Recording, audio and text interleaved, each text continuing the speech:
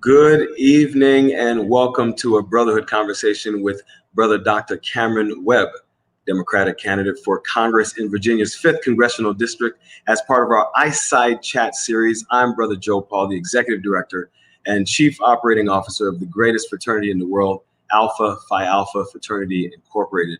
With the upcoming local, state, and national elections, now more than ever, we must engage one another and utilize our collective voices and exercise civic responsibility at the polls. As you know, the fraternity continues to implement our national program, A Voteless People is a Hopeless People, in addition to Black Men Vote, where we focus on voter education, voter registration, voter mobilization, voter protection with the launch of our 800 number to make it easy to report any voting issues on election day. And that's 1-833-BM-VOTE-1. On the other end of that call will be hundreds of Alpha lawyers ready to assist anywhere in the country. And our primary goal, brothers, our challenge is to add an additional 1 million Black men to the voting electorate. We're not doing it alone. We've partnered with numerous organizations, including Black Men Build, was founded by two of our very own brothers, Brother Philip Agnew and Brother Asa Shar.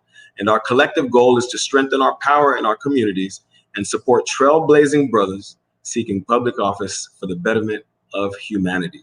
Alpha Phi Alpha offers you a unique opportunity with our exceptional moderator, Brother Dr. Basil A. Smikle, Jr., a political strategist and policy consultant featured on MSNBC, CNN. So I'm sure every time you turn on your TV, you're able to see our dear brother and so many other media outlets. He's going to help us facilitate this conversation and get some necessary dialogue with Brother Dr. Cameron Webb, who is making history. Ladies and gentlemen, please welcome Brother Dr. Smikle. Brother Smikle, my brother, how are you? I'm doing very well, brother. How are you? And thank you for that very warm welcome, as always. It's my pleasure, brother. I want to say hello to our General President, and thank you for your leadership, and to all the brothers who are tuning in tonight. I have the distinct pleasure of introducing Brother Dr. Cameron Webb. He grew up in Spotsylvania, Virginia. His mother is a public school speech therapist and father an HR manager with the DEA. They both taught Cameron to take an active role in his community and to serve others. His parents encouraged all of their children to dream big and work hard, lessons that Cameron, no doubt, carries with him today. So after graduating from UVA and getting his medical and law degrees from Wake Forest and Loyola of Chicago, respectively, Cameron was tapped by President Obama for the White House Fellowship. He served on the White House healthcare team and also worked on President Obama's My Brother's Keeper initiative, where he helped tackle issues in education, workforce development, and criminal justice reform. As a practicing physician, he treats patients as a general internist, teaches students, and serves as Director of Healthcare Policy and Equity at UVA's School of Medicine. His wife, Soror, Dr. Leanne Webb, is an ER doctor who grew up in Appomattox County. They reside in Albemarle County, where they raised their two children, Avery and Lennox. Now, Brother Webb is running for Congress to serve his community at this critical time. But I have no doubt that in Washington, he will be a fierce advocate to ensure opportunities for health and success for all Virginians, indeed Americans, and certainly our brothers. Brother Dr. Cameron Webb, it is wonderful to see you, and I'm excited to speak with you this evening. How are you? I'm doing well. Great to chat with you as well, Brother Smikle. Thank you. So, the New York Times said in their byline, in an article after you won your primary, that you could be the first Black physician with a vote in Congress. How does that feel? Tell me about your campaign and where are you right now in your campaign?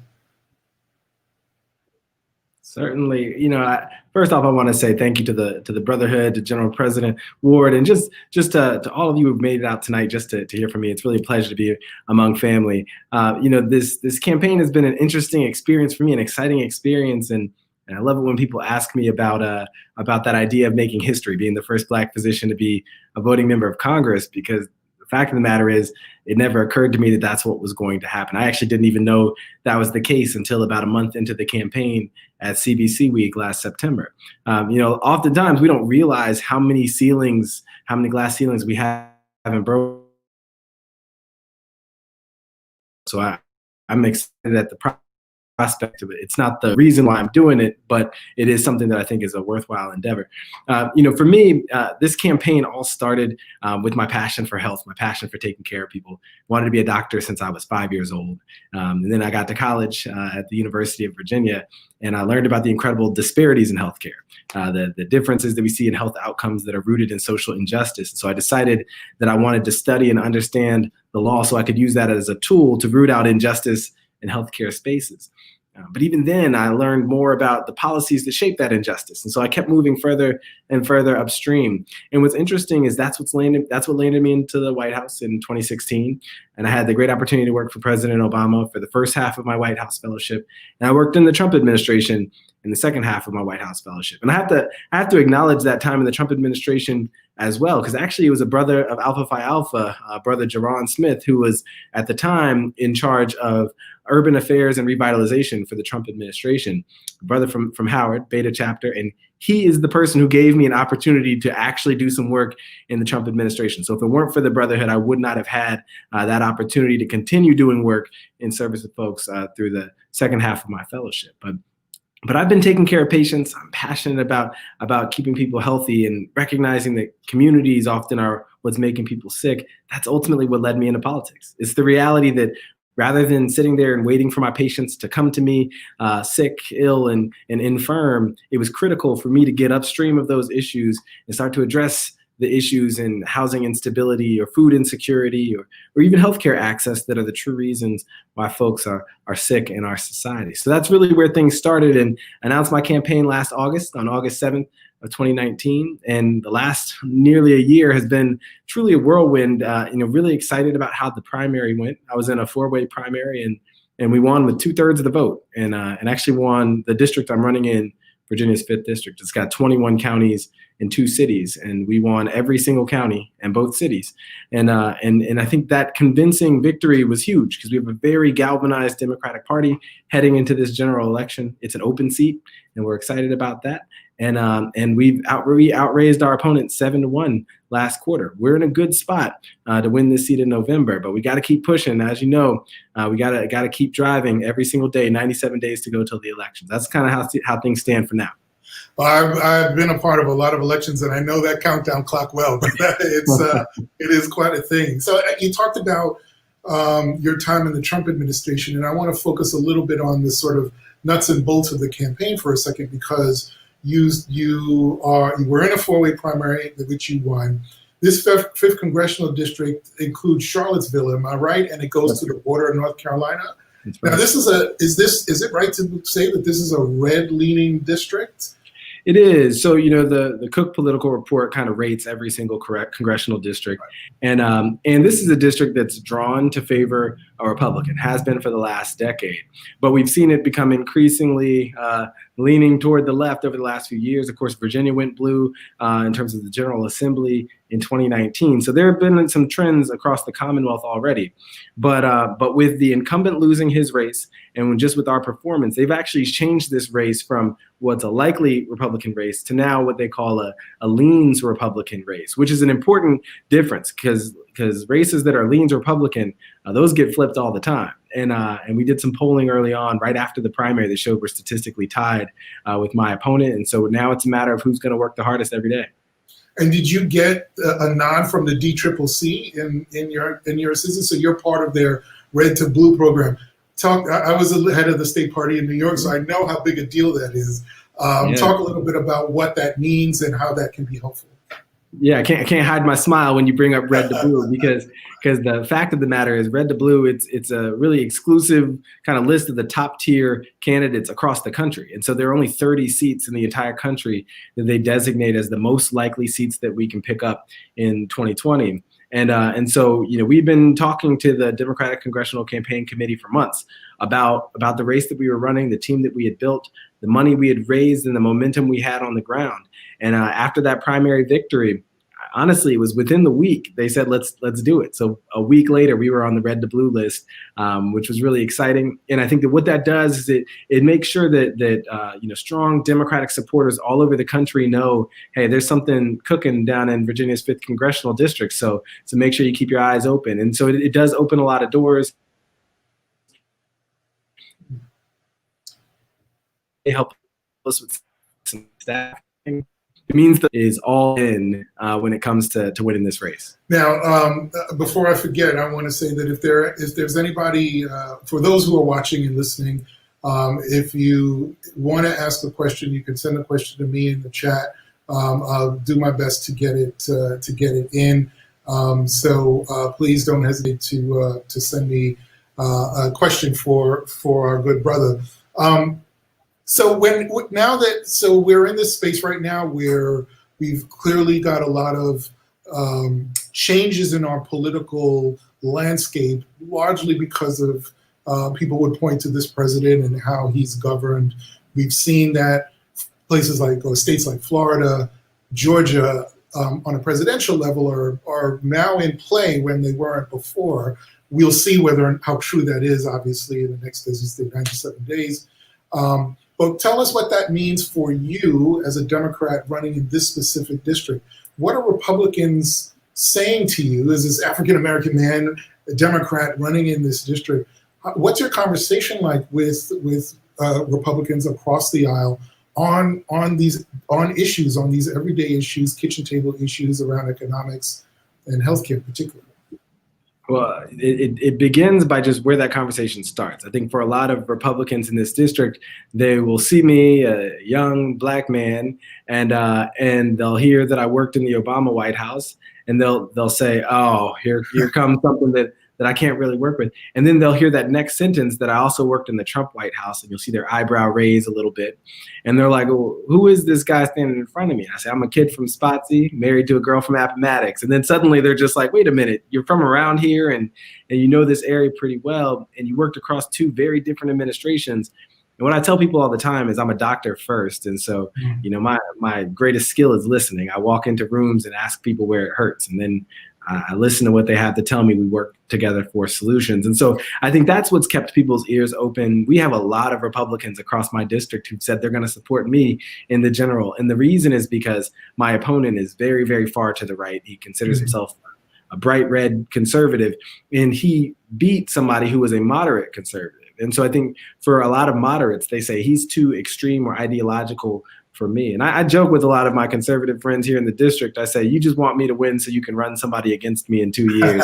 And if that's your motivation, that's fine with me. Let's just get this done in 2020. And so, I think we've been able to keep people's ears open. You mentioned kitchen table issues. And, there are a few election cycles like this one where kitchen table issues are top of mind for everybody. A lot of times people can get distracted by what's in the news cycle.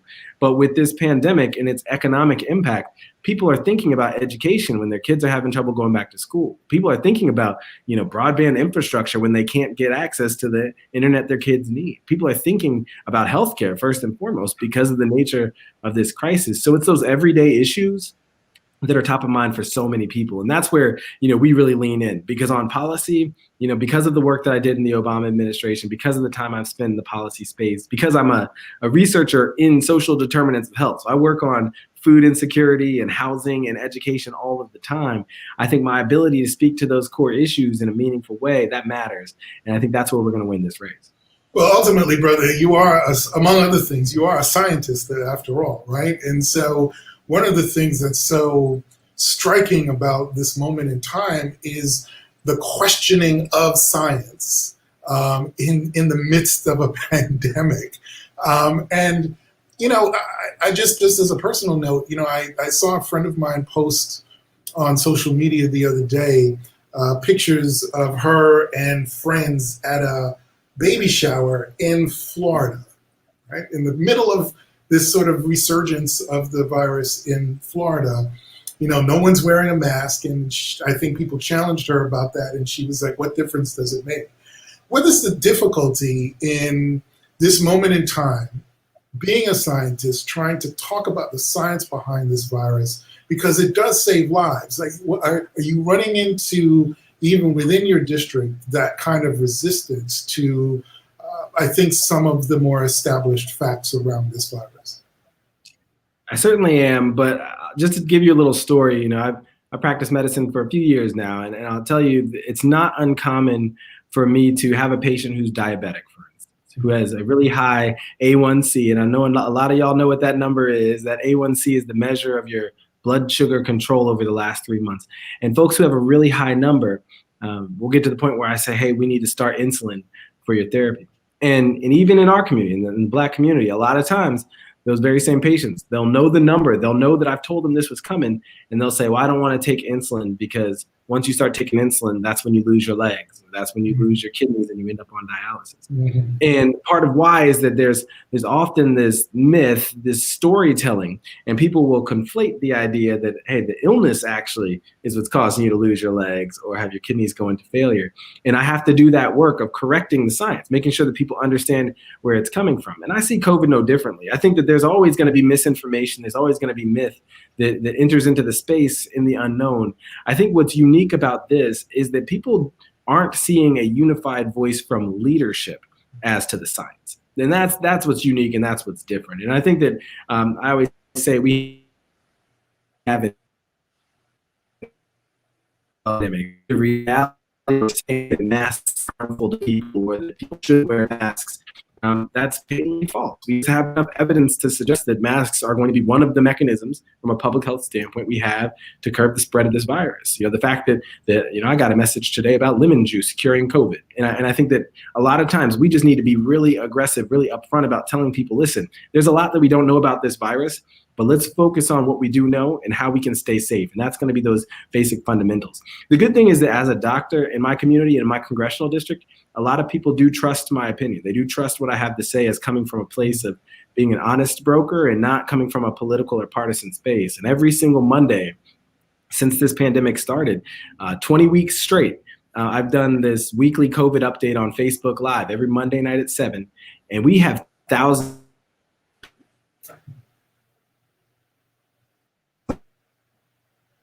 just tuning in to have the opportunity to ask their questions about the pandemic. I've had folks call me and say that's an hour they don't miss every week because it's their chance to kind of bring all the news, all the misinformation, and get honest answers. And that's the role that I want to have. I want to be able to answer people's questions earnestly. But I think a lot of it has to do with the way that, just to be frank, the Trump administration has dismissed science so aggressively over the last couple of years. And I think leaning into that initially in this pandemic, I'm glad to see President Trump wearing a mask these days. I'm glad to see, Senator Mitch McConnell wearing a mask and telling folks to do the same. I don't care what your political affiliation is. I don't care about scoring political points. To me, if you're telling people to wear masks, if you're telling people to be safe, then you're doing the right things, at least taking a step in the right direction.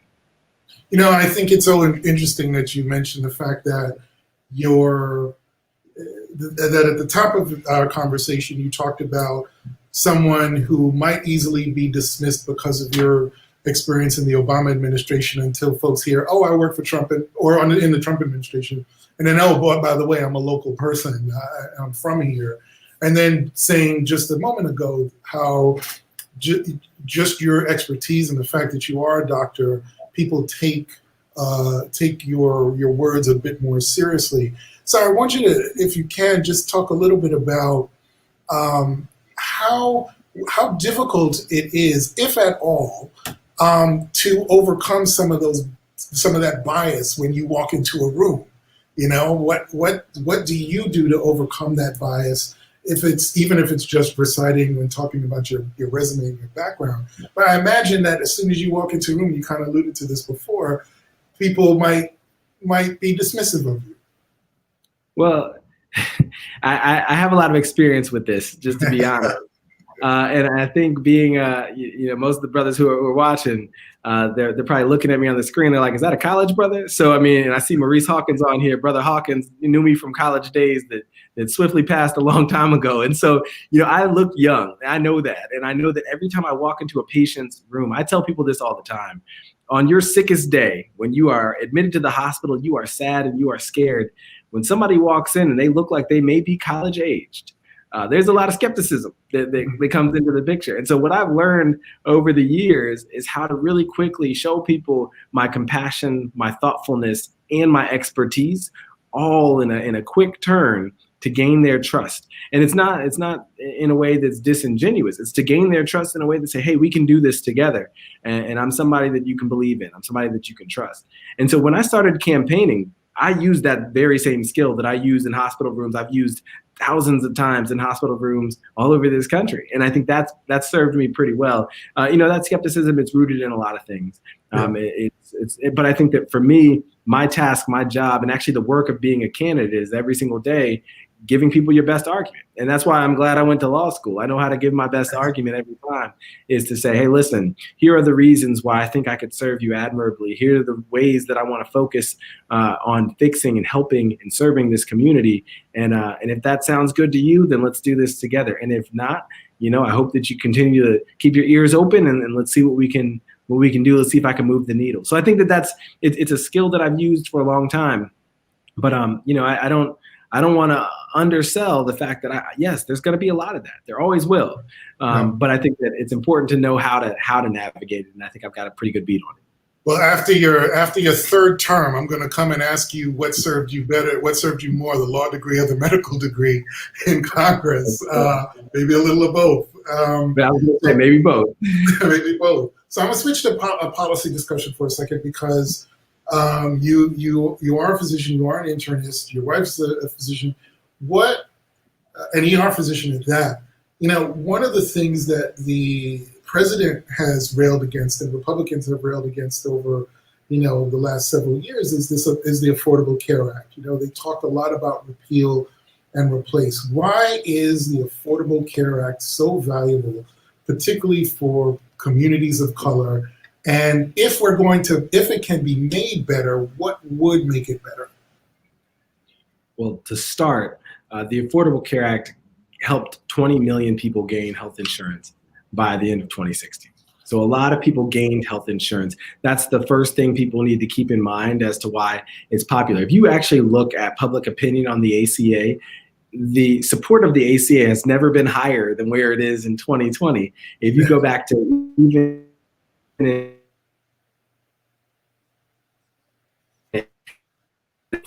in December of 2016 and asking if he was worried about what the fate of the Affordable Care Act was going to be. And I remember just the way he dismissed the question. He's like, I'm not worried about the Affordable Care Act. He's like, there are so many provisions in there that people like that you're never going to be able to get rid of the whole thing. You may change something, you may tweak something, but dependent coverage to age 26, you're not getting rid of that. Protection for pre-existing conditions, you're not getting rid of that. The Medicaid expansion, which here in Virginia, where I live, 740,000 people gained coverage. You're not taking that coverage away from people and remaining the party in power very long, right? And so the fact of the matter is, unless you have something better to offer people, you're not going to repeal or replace the ACA. I find it interesting because, when I was in the Trump administration, they had a laser-like focus on repealing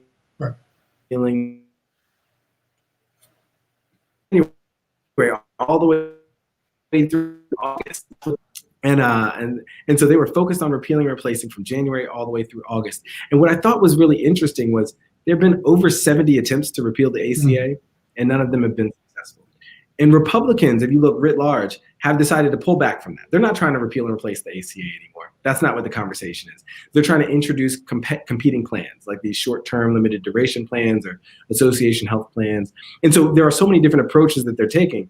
And so that's why I find it amusing. My opponent is taking the stance that he wants to repeal and replace the ACA. That's unpopular even among conservatives at this point in the game. Now, you asked how you can improve the ACA. There are a lot of ways. The ACA certainly is not perfect. And I said 20 million people gained insurance, but we still have 30 million people without insurance. And so one thing that we need to say is, well, where are those gaps? It's the lack of affordability. Insurance premiums they have continued to rise over these last few years. And so we do still have to do a lot of work. To me, I think creating a public health insurance option is the key. A public plan that folks can access, can buy into, is going to be a critical next step to get those 30 million people covered, right? And you do it without upsetting the balance of the rest of the system, which I think would cause a pretty seismic shift and possibly not be as sustainable. And that's not to rail against Medicare for all. I understand the notions of why people like that idea. But I think that in terms of the next step in American healthcare policy, it's let's get all the uninsured people covered And then let's go from there, right? Let's also work on that cost crisis that we have right now. Surprise medical bills, the cost of prescription drugs, the cost of hospitalization. Let's work on that right now. And I think those are the next steps because, everybody wants universal health coverage. We want everybody to be covered. The key is how. And I think that the next step is a public health insurance option. And that's something that I always say, I believe that I can help lead on that on day one. And a lot of the support that we have from members of Congress, it comes from the fact that they're just like, we want and need your expertise in the next session of Congress so that we can get this done, right? And I think that's something that I would bring to the table.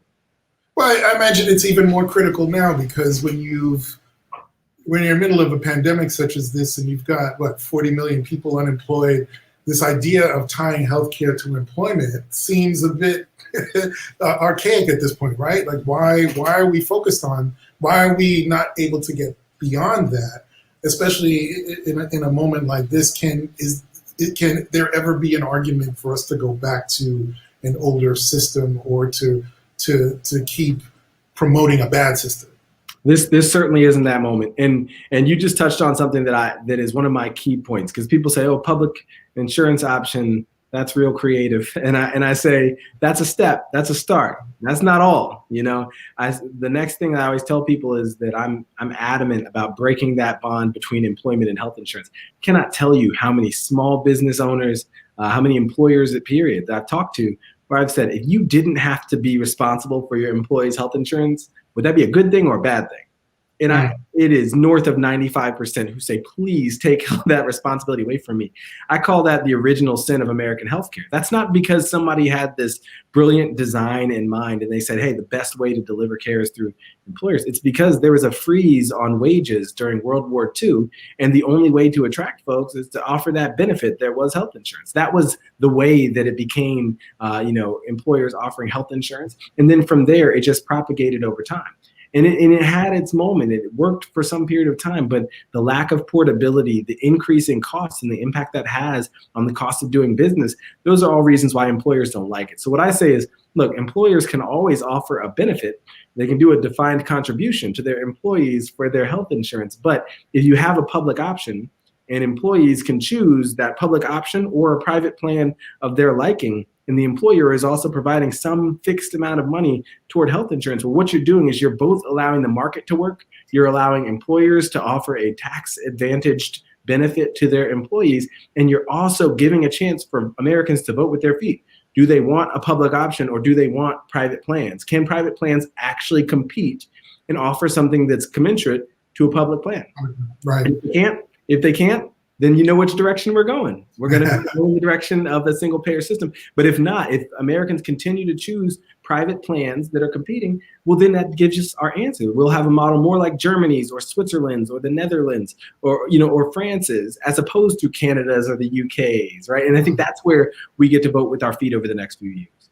Yeah, I tell you, if any brother is interested, you should go back and research the history of Blue Cross and Blue Shield and how we got to the system that we're in today. It's just a layering to me, and you correct me if I'm wrong, brother, it's just a layering of policy on top of policy on top of policy that becomes so rigid that people are so afraid to break it apart, even though it would benefit all of us if it were broken apart. But it's just a layering over the years, layering of one bad or inadequate policy over another. Well, and if you think about all of the different actors that are a part of this system, Right. The health sector is enormous. It's 1/5 of our economy. So $1 out of $5 nearly that we spend in our economy are spent on healthcare. It is the largest employer in America and also the largest employer in my district. And so because it's so large, because you've got insurance and you've got providers, you've got medical devices, you've got pharmaceutical companies, you've got all of these different elements that make up this system.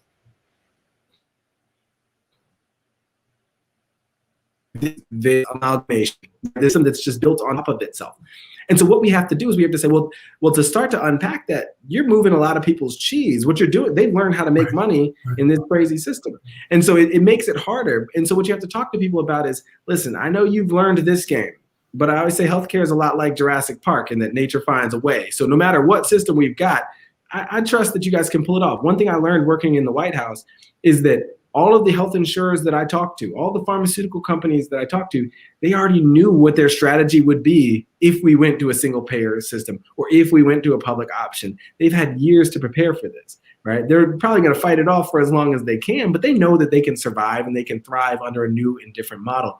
Ultimately, the question for us as representatives and for us as the American people is what serves us the best? What gives us the care that we need to get and stay healthy? And I think for the Black community in particular, this is incredibly important because disproportionately we're uninsured. Disproportionately, we bear the burden of chronic disease. Disproportionately, the cost of prescription drugs force an unfair decision between heating our homes and buying our medicines. And so for us, this is about having a system that truly works, that serves us, and again, starts to erase that Negro slave health deficit from, the first, enslaved Africans who arrived in my Commonwealth 401 years ago. We have a lot of work to do, and some of that looks like building a system that's rooted in equity. Now, you talked about voting with your feet a minute ago. Are there still significant barriers, or are there significant barriers to voting in the Commonwealth right now? Have a lot been removed? Are you seeing voter suppression where you are or in some of the adjacent districts? And how do we push back on that? Because we want to make sure that people that can't come out to vote for you are able to do that. So how do we ensure that people can, voters in this country can effectively exercise their rights? Voter suppression is alive and well in the Commonwealth of Virginia, as it is across much of the South. One thing that's happened, though, is after the General Assembly here in Virginia flipped in 2019, they passed a series of laws to make it easier for folks to participate. They passed a law for no excuse absentee balloting. So as of September 18th of this year, folks are able to cast their absentee ballot and for the November 3rd election. And that is one of the mechanisms by which we'll avoid some of the voter suppression or voter intimidation potentially at the polls. The other thing to keep in mind is that there's a Supreme Court decision that paved the way for folks to be purged from the voter rolls. And in 2015, a lot of voters were purged from the rolls here in Virginia. And so whereas back in 2008, which coincidentally was the last time a Democrat won the seat that I'm vying for, there were about $3 million invested in voter registration in the Black community in my district. And we won the seat, won it by 727 votes. And the Black vote paved the way. A couple years later, they had redesigned the district, making it harder. And then by 2015, we purged a lot of those voters from the rolls. So every time, a lot of national Democrats will reach out, they'll say, what can I do to help? I say, tell every voter registration organization that Virginia's 5th district needs your help, because in 2018, the Democratic candidate lost by 20,000 votes. Wow. The thing is, there are 38,000 unregistered Black voters in my district. 38,000. Wow. There are 33,000 Black voters who are registered but didn't vote in 2018. And I keep reminding folks, it's not because we're apathetic, right? There are systems and structures in place that make it so that Black voters aren't able to participate or don't participate. Or, and for a lot of folks, they don't even know that they've had their voting rights restored. And so I think for us, that's a big part of what our work looks like in these next 97 days. It's making sure that everybody who can vote is able to vote and paving that way. And of course, we need the lawyers to step up, to stand up and to speak out and to make sure they're there at the polls defending folks. But we've got a global pandemic that might keep a lot of people away from the polls anyway. And so for me, a lot of my work is convincing voters that there are other ways to safely know that your ballot is going to be counted. I met a lot of people in the primary who said, I'm not comfortable just dropping my ballot in the mailbox and hoping that it's going to be counted. History tells me better than that. And I said, well, you can actually go to the registrar and watch it go into the machine, just the way that you normally do without a line on election day. And so I think that's reassuring to some folks. And so we're just making sure people know their options, because we're going to need everybody to come out to win the seat. Do you have a robust mail-in program there, or absentee program? Because, the president has railed against that and talked about it as a vehicle or mechanism for fraud. We know that that's not the case. And that is a form of voter suppression in the way that he uses that, in my view. But do you have a robust mail-in program there? What are some of the barriers to that? Obviously, the virus is one of them, but is that something that is being expanded in your state, number one? And number two, you mentioned having individuals' rights restored. We know that that's happened in Virginia with folks who are formerly incarcerated Florida did it with over 1 million, I think, formerly incarcerated. Is this a growing trend in the country, do you think? And what could we expect from the participation of those men and women in this election? Yeah, I think the role of just involved individuals and kind of getting in there and making sure that they are heard, that's going to be critical. And I think that's going to be a big part of this election, no matter what. I know that in Florida there have been some challenges. Yeah. Polls, so the fight's not over. We have got to keep our eyes on the ball. Here in Virginia, in terms of the vote by mail piece, it's new to us. It's new to the Commonwealth. And I think that for a lot of people, it's going to seem a little abstract and maybe not the safest way to know that your vote is counted. But like I said, a lot of it is going to be us shepherding folks through that process, making sure they know where they can safely do it to their satisfaction, knowing that that vote was actually counted. And so you know, we're all hoping that our democracy actually works. We're all trusting that those pieces are in place, that it's a true democracy, and that things will go well. But no, I think there's going to be a huge dynamic of just encouraging folks to lean in, to take advantage of every way that they can participate, so that everyone is able to participate. Now, you touched on a point earlier. And by the way, for any brothers that want to ask a question, please just put a question in the chat. I'll do my best to make sure that it is addressed. There is a question that came from Brother Holman, I believe. Does your district include Richmond and Chesterfield? Man, wouldn't it be nice to have Richmond? I would have a few more Black voters. No, my district doesn't go quite that far, but it includes Brunswick County. That's about as close as we get to Richmond. And so my district, like I said, 21 counties and 2 cities, but not quite Richmond and Chesterfield. So I think that would be Virginia's 7th congressional district with Abigail Spanberger, and she's been a great friend of my campaign, really helpful. So the good thing about the Virginia delegation is, you know, I've got an excellent mentor in our fraternity brother, Congressman Bobby Scott, and he's been very helpful along the way. He's in Virginia's 3rd congressional district. You know, I think that, you know, it's so important to make sure that we're leaning on the wisdom and the expertise of folks who come before us. So I'm grateful to have his mentorship along the way. And you touched on a point earlier that I want to kind of address in a weird way in terms of people talking to you about issues and so on. You know, we've heard, one of the things that I'm curious about, have any lobbyists come to you yet? Are there people banging on your door right now trying to get into your ear, get into your head? And how do you balance that? How do you kind of filter a lot of that and focus on your district? Because, man, when you get to DC, that's going to be serious. That's going to be serious. So how do you filter? How are you thinking about filtering all of that out so that you could really stay focused on your constituents? Yeah, you have to ground yourself in something. And to me, I ground myself in that identity of being a healer, being a physician, and listening to the people that I aim to serve. And I think it makes it a lot easier for me to kind of block out some of the noise. I don't even know that I had announced my campaign yet with the first time a lobbyist reached out. So I think they get to it pretty early. And I don't want to paint all lobbyists under the same brush. But I think that it's important to know that that's always going to be coming your way. I think your job as a representative of the district is to say, well, am I still speaking for the voices of my district? And I think it's a challenging thing sometimes, right? Because I think I know that there are certain values and views that are deeply held in my district that may not be perfect one-to-one what I feel is the way that we always need to go. But I say, well, if I'm lifting the voice of my district, what does that look like? You know, and I think that may look different in different districts. For me, I believe the role of a representative does include lifting the voices of the people who live in your district. And I think that by nature makes me a little bit more of a consensus builder. And in some ways, it's protective against the views and the voices of some other individuals who have other interests. But one thing I'll note is that we made a decision very early on not to take any corporate PAC money. And people say, oh, what does that actually mean? So it's political action committees, and what does that mean to not take corporate PAC dollars? For me, it was just to be able to say, when I'm taking on pharmaceutical companies to try to drop the price of prescription drugs, it would be a little hard for people to believe that I did everything I could if pharma helped fund my campaign, even if it was just to the tune of $2,000 here or there in the scheme of the $4 million that we need to raise, right? Because people will say, well, they helped pay your way there. how can you take them on? And I think just keeping your nose clean in those areas, that's a lesson learned. And I think that's something that we're leaning into. But yeah, it's just trying to make sure that I'm keeping the blinders on, staying focused on the district that I'm aiming to serve. And I think that'll allow me to do it admirably.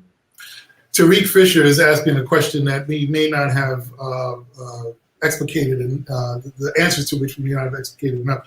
So could you talk a little bit more about your role in the Obama administration and how that transitioned into the Trump administration, and were the responsibilities the same? And what changed aside from the individual at the top of the ticket changing? Like, what changed for you, sort of day to day?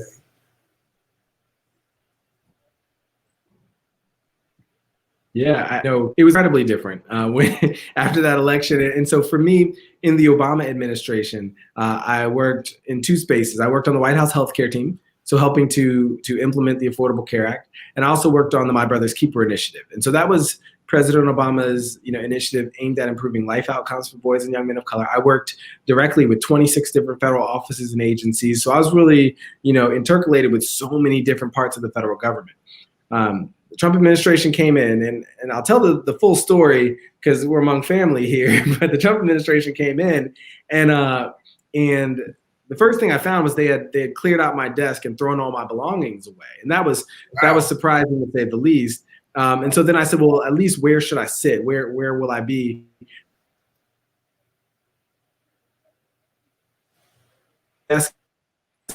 We don't know you. We don't trust you. We don't want you actually physically in the room with us. So you'll have this desk in the hallway. We'll keep the door closed for the time being. And it was like that for 2 months. For 2 months, nobody would talk to me or engage me. Every day they just walked right past me. And that, of course, is when I met our fraternity brother, Jaron Smith, who at this point is actually the highest ranking African-American in the Trump administration. He's a deputy assistant to the president. But like I said, the bonds of fraternity were much stronger than any political animus that there could have been, or animosity there could have been. He was just like, you're my brother. How can I help you? What do you want to get out of being in this space? How can I be helpful to you? And I deeply appreciated that. And so, what ended up happening is I moved over to the Domestic Policy Council, and I worked on the healthcare team specifically on prescription drug pricing. And the reason was that the late Representative Elijah Cummings wanted to work with the Trump White House on reducing prescription drugs. So he kind of extended a hand, and he was like, hey, I'll work with you if you're serious about dropping drug prices. And they said, well, that's our only bipartisan thing that we're doing in healthcare. Why don't you lead that work? So I led the prescription drug pricing work, working with Congressman Cummings and working with the Trump White House. And really what we accomplished is we stopped the influence of the pharmaceutical lobby from really shaping that process. And instead, we took a step back and we said, well, what's going to serve the American people the best? And I think ultimately those roads split. There were some irreconcilable differences between the Trump administration and the Democrats in Congress. And ultimately the Democrats this cycle, they submitted HR 3, but it's important to note that gave me an opportunity to work closely with some policy, and again, I owe that to a brother of the fraternity, and actually he and I were texting this morning. We're still friends, we're still close, and he's a good guy, and I think that's where you learn that the bonds of this fraternity are something special. And talk a little bit more. I want to go back to your sort of your medical and legal experience. What as you're in the district, you're an internist, right? Talk about the health disparities that Black men. You talked a bit about it earlier, particularly in terms of diabetes, but talk about the health disparities that you encounter. Do you have rural parts of your district as well? Would you consider them rural areas? Yeah. And so what are some of the both class, racial, urban, rural disparities that you're seeing that I think we could all, depending on where brothers are in their lives and careers, things that we need to pay attention to as we move forward? Yeah, we run the gamut of health disparities in terms of the patients that I serve. And so I mentioned diabetes earlier. As an internist, my job is to take care of the range of conditions that affect adults. And so, you see huge disparities in diabetes, but not just the rates of who has diabetes, but how poorly controlled it is, how many amputations I've seen, or who's on on dialysis, huge disparities in who's on dialysis. And so much so that, people spend a lot of time trying to figure out what are the genetic underpinnings of this. And we know from the Human Genome Project that there are actually more differences within a race in terms of the genes than there are between the races. So it's not that we can explain this all by genes, but even still, we're just seeing tremendous rates of kidney failure in the setting of diabetes, or even in the setting of high blood pressure. Seeing a lot of additional heart disease in the Black community. Still we're seeing higher rates of HIV and AIDS. We're still seeing higher rates of the flu and lower rates of taking the flu shot. And I think the biggest ones. Let me just interject there. You talked about the flu shot. So I'm hearing that a lot of Black folks might not get this vaccine for COVID if it comes out. So, you understand the fear and concern around that? Is it warranted or warranted? Oh, it's 100% warranted. If you think about it like this, the lived experience for so many Black Americans overlaps with the time that the Tuskegee syphilis study was ongoing. That ended in 1972. That's not ancient history. You can't say that as a society we weren't advanced to understand the scientific processes people have experimented on and taken advantage of Black bodies for as long as Black bodies have been in this nation. And so there is a very real and rational explanation for why people are hesitant. And I would say people should be hesitant if the first thing they hear is, hey, we got these vaccines, we're going to give them to Black people first, right? Like, we're not going to sign up for that. Didn't France say that? Let's just put it in Africa, but let's try it in Africa first. Yeah, and so the fact of the matter is, I understand the hesitation. I to process the development of the vaccine. So the main vaccine that we're seeing, it's actually in phase 3 trials now, which means they're testing broadly in the population to see how it performs, and they move pretty quickly. Through the phases of vaccine development, the federal government's invested $1 billion in this. I think that whatever vaccine comes out it should be safe, it should be efficacious, and it should be something that we feel confident in. But not till I see the data. I'm going to need to see the data personally to feel some level of security in the way that it's performing. And we saw there was a swine flu in the 1970s that some people may remember, but there was there's a widespread vaccination effort, and a lot of people got sick from that vaccine. It caused a lot of harm, some neurological issues. And so I think people are going to be appropriately cautious.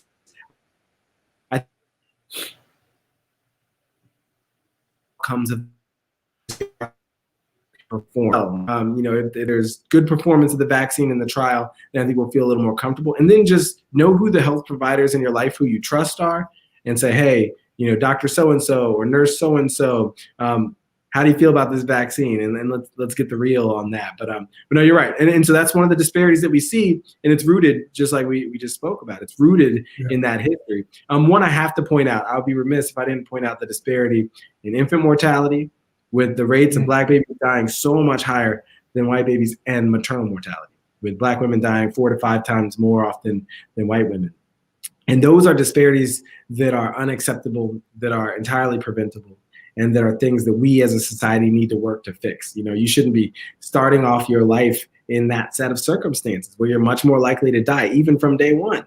And so I think for us, the work looks like, how do we redesign a healthcare system that's invested in people from before they're born until their death, years later, hopefully. And so, there are a couple of good things happening in Congress. There's a Black maternal mortality caucus that Representative Warren Underwood started, working with Representative Robin Kelly in Chicago. So there's some good work that's going on that issue. But listen, we've got a mountain to climb when it comes to eliminating disparities in health and health outcomes. And it's going to take a comprehensive approach. A lot of it, and I hope we'll spend some time talking about it, it's about fixing our economy, making sure our economy works for everybody. Because realistically, if you're living in housing that makes you sick, and you have access to food, the only food you have access to makes you sick, and you don't have the ability to get the places that you need to get the care that you need, or don't even have the health insurance that you need, well, it's a lot harder to stay healthy. We've got to redesign things. We've got to make sure people have the resources necessary to get and stay healthy.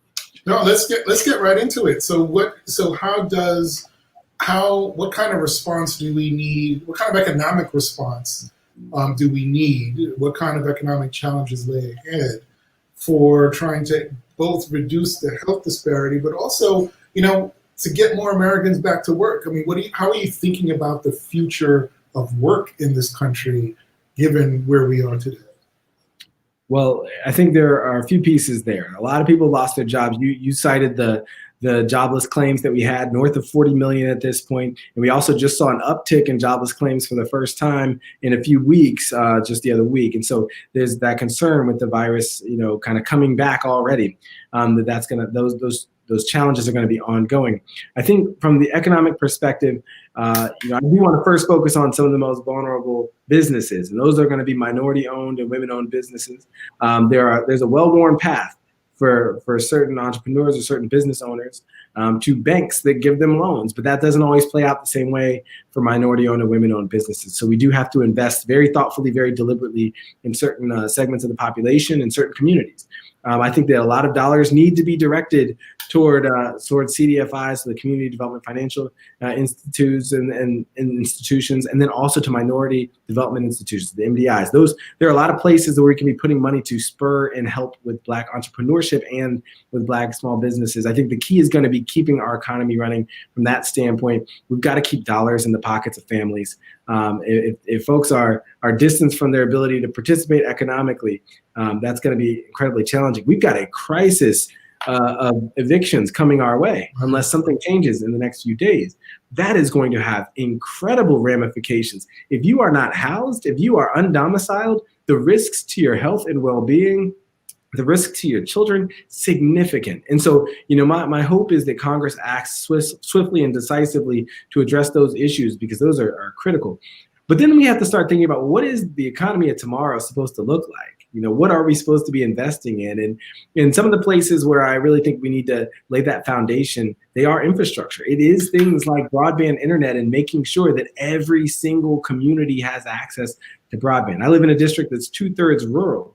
And we still have, there are 2 counties adjacent to where I live, where kids go to the local McDonald's just to have Wi-Fi to do their schoolwork, right? I mean, there's no access to the internet in their homes. And right now, in the midst of COVID, we've put up these temporary towers so they have, some broadband access, and then we're getting kids these kind of individual Wi-Fi hotspots.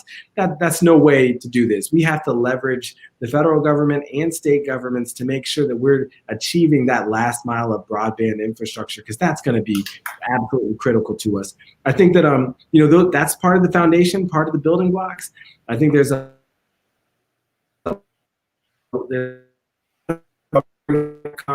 we have an opportunity to invest in clean and renewable energy. I think that's gonna percolate through our entire society. If you think about it, we're talking about the electrification of vehicles, the redesign of buildings. We're talking about really creating a clean economy is going to create a lot of jobs if we do it thoughtfully. Fact of the matter is, we have to do it anyway. So might as well create jobs while we're at it. And my hometown of Spotsylvania County has the largest solar field on the East Coast. Oh, wow. And that's land that was doing nothing for nobody for a long time, but it's making a lot of tax revenue for the county right now. And those are things that we need to be thinking about, how we can leverage this clean economy.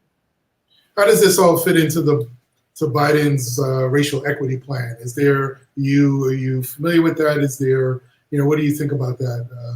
Let me guess. That and anything else that he's been proposing.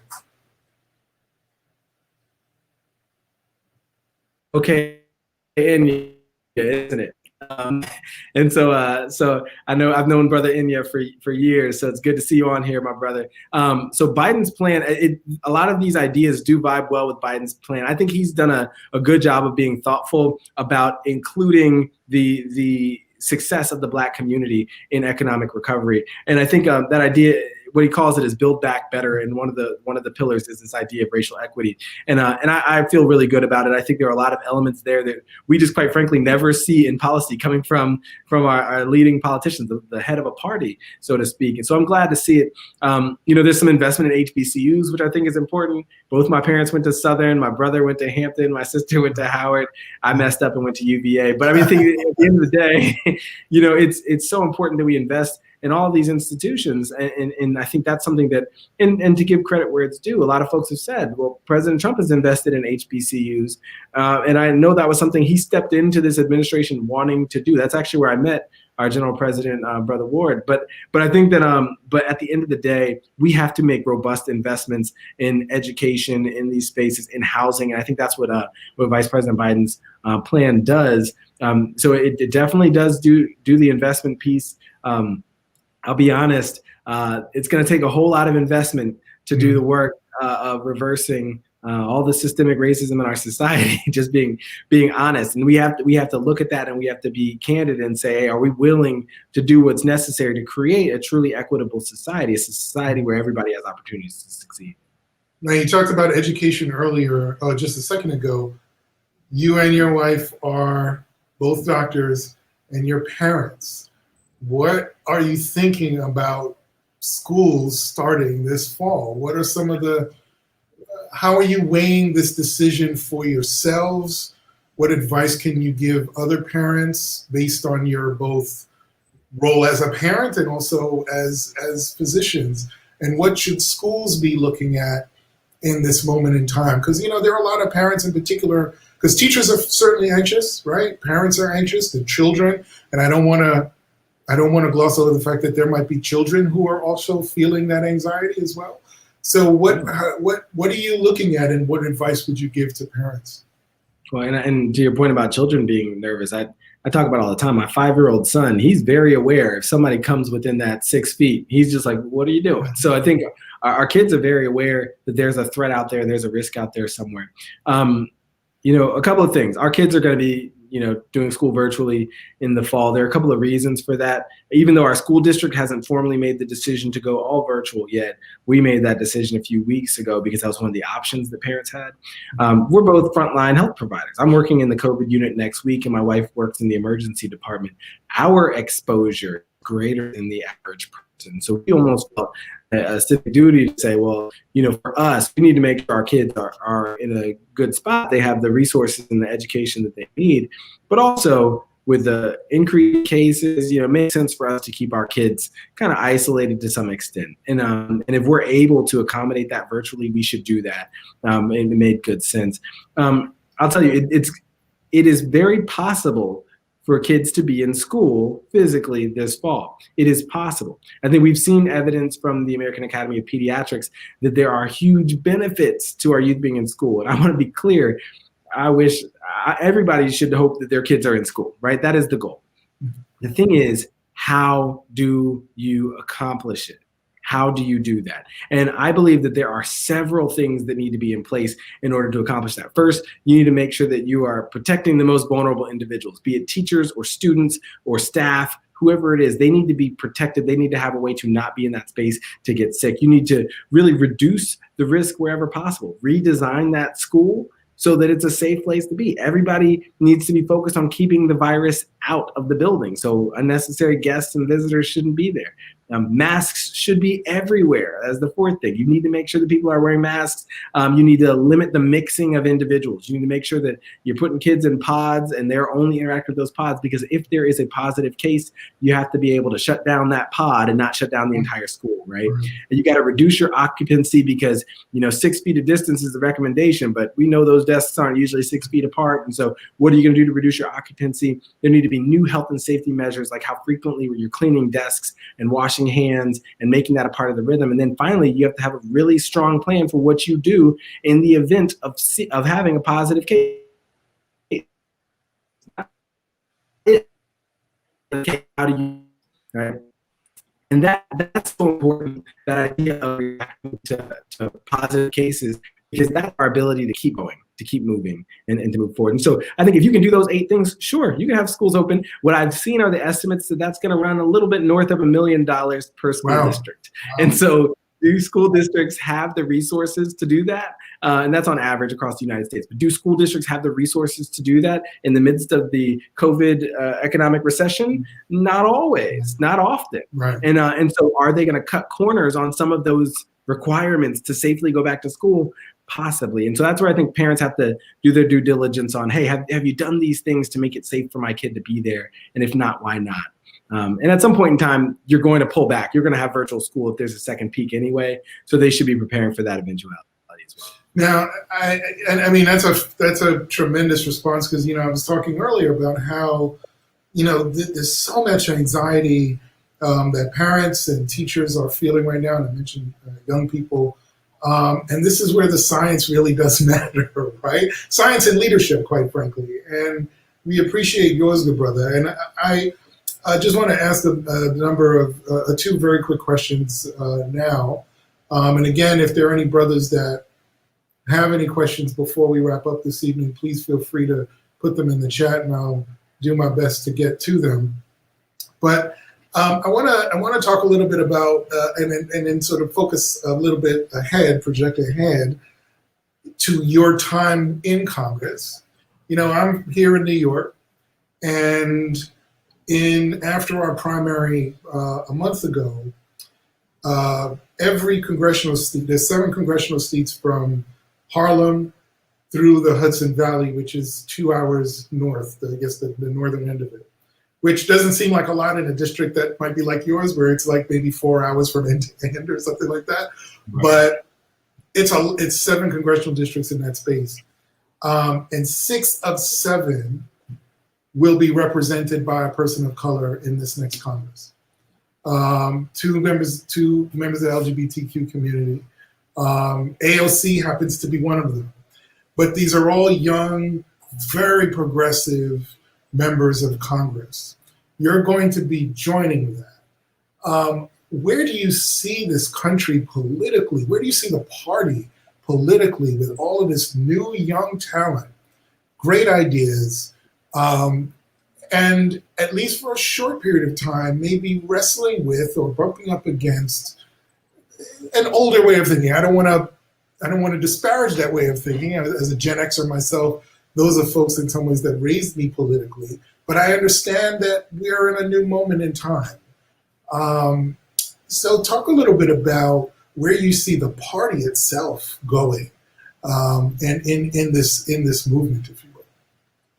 I think the next session of Congress is going to determine a lot of that. It's going to determine what the future looks like. I've actually spoken to some of those members that you talked about. Some of those newly won their primaries. Now they're heading to Congress, most likely, or pretty undoubtedly. Yeah, most likely. And I think we've had some great conversations, and we've talked about kind of the more progressive wing of the party versus the more moderate aspects of the party. When folks ask me where I am on the political spectrum, I say I'm a scientist. I think from my perspective, I'm pretty pragmatic. I'm pretty thoughtful. In some spaces, like for climate, for instance, that makes you pretty progressive. If you follow science, you're going to be pretty progressive on climate. I think for some other areas on healthcare, some people would describe me as more moderate. I think that's rooted in my expertise as well. I think no matter what, I'm representing not only kind of the evidence, but also representing my district. In the conversations I've had with my colleagues who are elected in New York, they're just like, hey man, represent your district, right? We're all in this together, but represent your district. That's what you're here to do. So I think we're all pulling in the same direction. I think that at the end of the day, whether you're in the South Bronx, or whether you're in Westchester, or whether you're in Charlottesville, Virginia, you've got a group of people who have entrusted you with representing their voices, their views, and their values, and so that's what you're aiming to do. And I think our goal as a Democratic tent is to say, hey, we are actually the big tent party. We are the party that recognizes that there's a range of views across the American spectrum, and we want to incorporate those views in the policy that we create. And I think that the way that we do that, and if we do that effectively in the 117th Congress, that tent's only going to grow. I think people want to see a functional government. People want to see a Congress that can pass a budget. People want to see a Congress that can actually act when we have a global health crisis and we're about to face an eviction crisis because Congress just sometimes can't act. We're going to need to see that kind of change, that kind of progress, and that kind of rhetoric of building consensus and moving things forward. It doesn't mean that you sacrifice your views or your values, but I think that what I've found and what I feel pretty confident in is that as a Democrat in a district like mine that's pretty definably purple, it's my job to step forward full-throated and say, this is what my district sounds like, and here's how I can represent it effectively. And if we all do that, and at the same time, we all think about the spaces where we need to move our country forward, then our party will remain in a place to make the decisions moving forward. But no, I've found that even from the most progressive members of our party to the most centrist members I got endorsed by Warren last week, and so there are a lot of different individuals in the party, a lot of different ends of the spectrum, but there's room for all of that in this tent. Now, there's a comment by Brother Hakeem Wise, why are we blindly loyal to the Democratic Party? What I want to, I don't necessarily, you can respond to that, the party issue, but I would ask the question a little more broadly. How do young people get engaged in this election? Because there are a lot of folks that aren't enthusiastic about a Joe Biden candidacy. In fact, I was reading a poll the other day that said that even though voters don't support the president on the virus, they do support his handling of the economy. And in the enthusiasm variable, Trump voters are more enthusiastic about him than Biden supporters are enthusiastic about Joe Biden. We're going to be talking a lot and have talked about a lot of young voters in this election, whether it's discontentment with the Democratic Party itself or with the process as a whole. How do we energize young voters in this election? And how do we get the cynicism? Because a lot of voters are cynical about this process and about governance broadly. How do we take the cynicism out of our governance and government? And how do we get young people energized about this election? I'm absolutely going to answer that question, but I actually do want to engage Brother Wise's comment about being blindly loyal to the Democratic Party, because I think it's important. And we were actually driving down the road in my district the other day, and we saw a yard that had a Trump sign and a Webb sign in the same yard. And somebody from my team just remarked, he was like, how does that happen, right? I think that nobody should be blindly loyal to the Democratic Party. And I certainly don't think that as an entire demographic, Black people should be blindly loyal to the Democratic Party. I know that Black political power looks like speaking up for your views, for your values, for your needs and your concerns, and calling upon anybody in power, whether they're Democrat, Republican, or independent, to speak to and engage your needs. That's what you need to see. Brother Wise, for me, I worked in the Obama administration. I worked in the Trump administration. And at the time, I wasn't registered to any political party. And what I'll tell you is it was very abundantly clear to me which party better represented my interests, my needs, and the views and the values of me and my family. And I think that was not only on issues of education or healthcare or climate or housing or criminal justice reform. Every single issue that was a critical issue to me, there was no comparison about who is more in line with my views and my values. Does that mean that the Republican Party will never be in line with my views or values? No. And does that mean that when President Trump signed the First Step Act, I wasn't proud to see our president sign a bill that I think moved criminal justice reform in the right direction? I was proud of that, right? So we have to call on every party. I think that that's how we exert our political power, is by saying it's incumbent upon you to speak to the issues, the needs, and the concerns of the Black community. President Trump once said, "What do you have to lose?" It shouldn't be, from that perspective of a deficit. What do you have to lose? It speaks from a perspective of what do you have to gain by voting for me, by supporting me or supporting my administration. And again, I've talked about Brother Jerron Smith. I've heard him articulate some of the reasons why he's a conservative and the reasons why he's been a part of this administration, and they're grounded in his support for the Black community. So you have to do the work yourself. What I'm saying is don't be, and I'm not accusing you of this, brother, but don't be blindly contrarian. What you have to do is all of us, we have to do the work and say, why do I support this entity, this individual, or this party? And does that fit with my views and my values? So, but I love your point, because we should not be blindly loyal. Everybody should be working for every vote. And when people say, "Oh, Cameron, you're going to turn out the Black vote in Virginia's 5th district," what I say is I'm going to earn the Black vote in Virginia's 5th district. I have to earn every single vote in this district, including the Black vote. So that's huge. Brother Smichael, to your point about youth engagement, in the wake of George Floyd's murder, we shouldn't have many questions about the ability of young folks to engage. I think what we have to do is we have to speak to how that engagement can translate into the political process. And I was I was as devastated as anybody to see Congressman John Lewis pass away the other week. I think that he endorsed my campaign a couple weeks before the primary, and I remember posting that it would be an honor to serve beside him in the United States Congress. Everybody called him the conscience of the Congress. And what he did so eloquently is he always would engage young people around how they translate that energy, that momentum into political energy and political momentum. That can be in and of itself a radical act. And for a lot of people, they think of the idea of sitting out of an election as their form of protest. But in fact, you can use your vote as your form of protest. You can hold your vote and say, this is what I'm worth. These are the issues that are so important. I think when people believe they can take it for granted, you may not feel like you have the agency. But I think for young people, the spotlight is on them. The spotlight is on the youth of America. By youth, I'm talking about that 18 to 25, their first, second, third election that they're voting in. Huge opportunity there, and they absolutely powered in a lot of ways Senator Sanders' campaign, and I think that youth energy is looking for something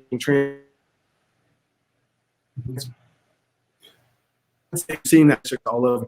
It's not always going to be a progressive.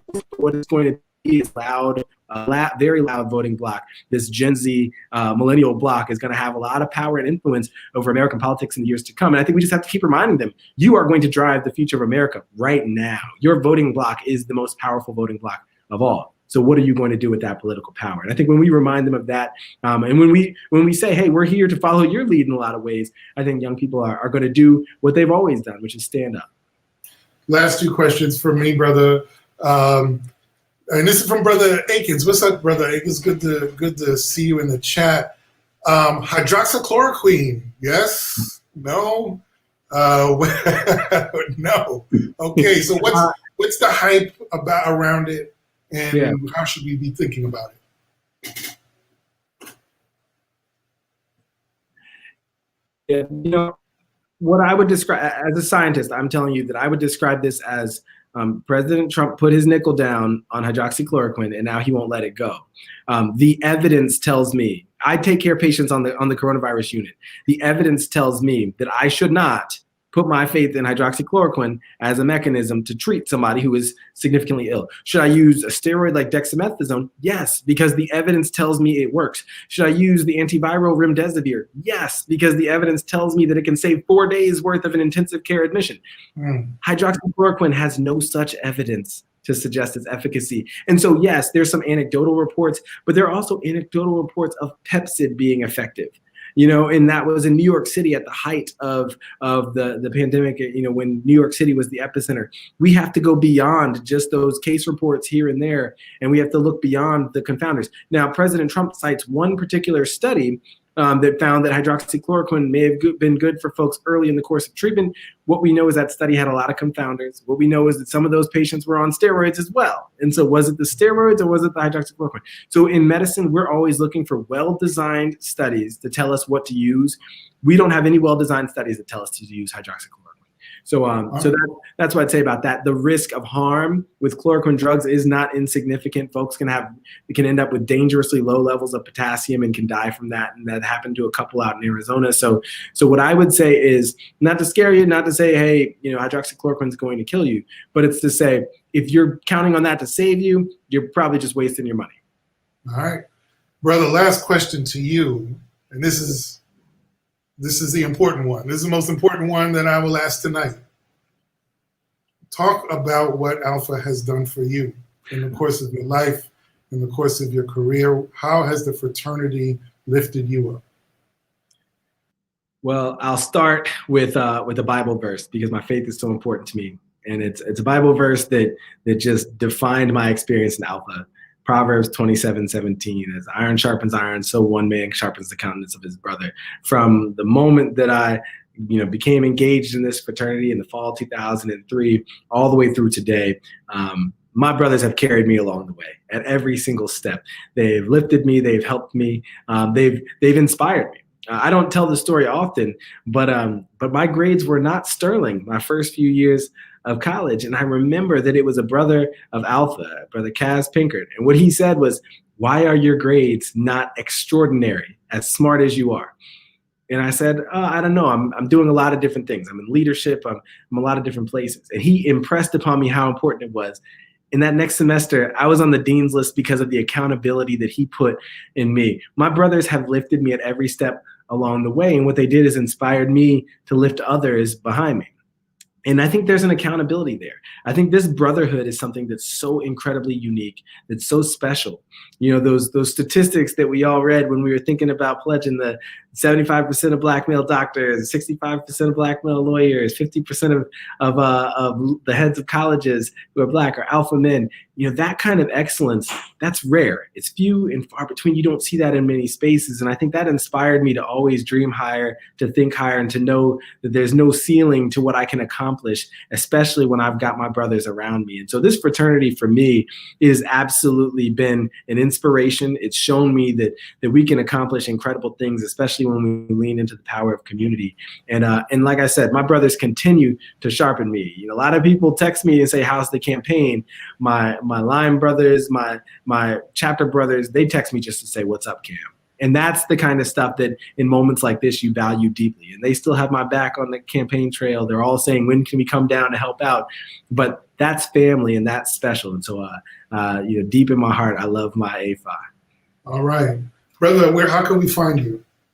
Well, so a couple of places. The website is www.drcameronwebb.com. That's got all the basic info on my bio, my campaign, my platform, the different issues that we talk about. Importantly, it also has a link that says donate. And that is a place where you can contribute to the campaign, because we need to raise $4 million in order to win this race. That's not a number that we made up. It's a number that's rooted in really our science to where is our ability to communicate all across this district. And in order to do all of that, it's going to cost this much money. Nobody's ever raised that much in my district, but I think we're just the campaign to do it. So please check that out. I saw Brother Hawkins dropping in the chat, you know, if you can do, you know, $19.06 to the campaign, fantastic. That would be fantastic. That would be amazing. Or any iteration in between. My brothers, it's important to have your support as we move forward, because we really can get this done. We really can make this work, but I need all of your support. So the website's huge. On social media, on Twitter, it's at Dr. Cameron Webb. The same on Instagram. On Facebook, it's just / Dr. Cameron Webb. And every Monday night, we do our weekly COVID update. Have people there. That's at 7 p.m. There are people there from all over the country. So please jump in, join in, and ask your questions about the pandemic. My brothers, I hope to be accessible to you. That's my goal here. I love to just engage and interact. And if you got family in the district, I saw a lot of that in the chat. If you do have family in the district, please point them in our direction. Just send them a text or an email and say, "Hey, have you seen this campaign? Have you seen this brother?" Because I think he's somebody you'd want to know about. And I hope that, you know, I've answered some of your questions to your satisfaction this evening. But if you have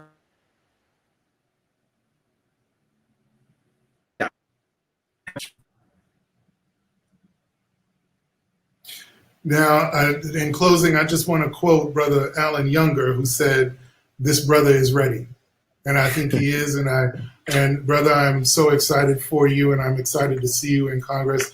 Before we go this evening, I want to welcome our brother General President for his words of the evening. Brother President. Well, thank you so much. This has been a most enlightening conversation. And Brother Webb, thank you for all that you're doing. And for Brother Smackle, thank you for your leadership. Brother Webb, I have taken extensive notes in your commitment to healthcare, your commitment to education, and the clear path forward that you've laid out tonight is just reassuring to all of us, because now more than ever, we need leadership that's competent and committed.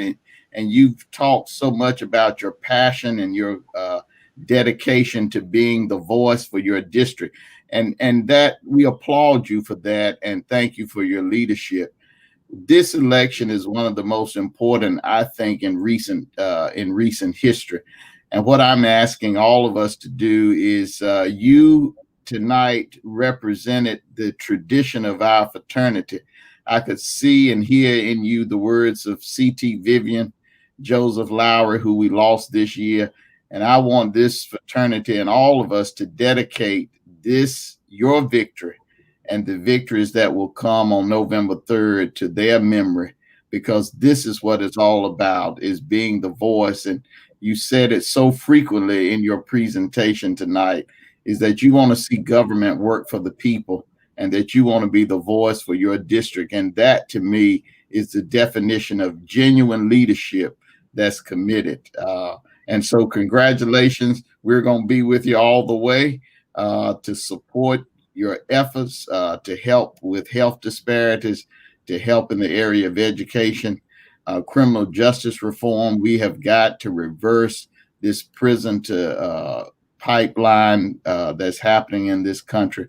So thank you so much for your leadership, and to all of our members and guests who were with us tonight. The true message now is that we must now take the actions, the marching in the street, to public policy. And that's what I heard you articulate tonight. So again, thank you for your leadership. Thank you for all that you're doing, for your willingness to serve.